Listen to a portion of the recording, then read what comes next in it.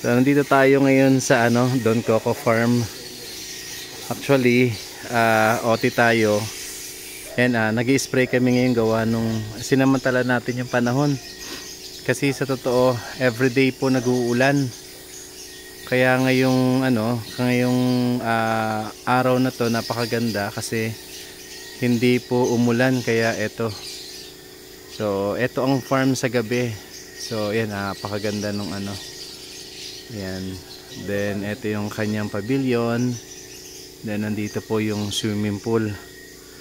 So, dito naman kasi since open siya, kaya masarap itong magtrabaho talaga. Kahit na OT tayo dito, alam niyo, napakatahimik ng lugar. Huni lang ng ibon, saka makuliglig ang maririnig nyo dito. Ayan. So, sila paring Bert pahinga na. Tayo naman ang bumabanat ngayon kasi nga papasalamat tayo at walang ulan. Kasi for the past few weeks na tuloy-tuloy, lagi pong malakas ang ulan. Kaya ngayon, sinamantala natin, kailangan matapos natin kulayan ito. Then bukas naman, ang gagawin natin dito ay ikakahoy natin to. Ayan, so parang kulungan nga ni King Kong.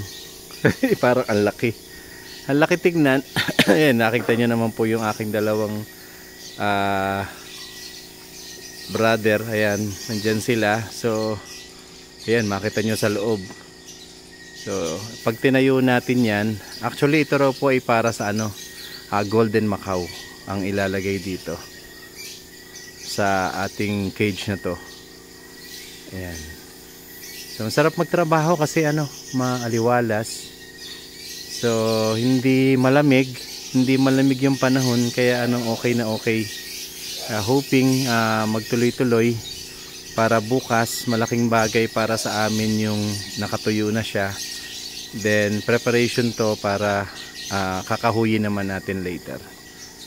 So ayan mga kahabi, ang ating isa sa mga proyekto na ginagawa sa Don Coco's Farm sa Indang, Cavite. Maraming salamat po sa inyong lahat.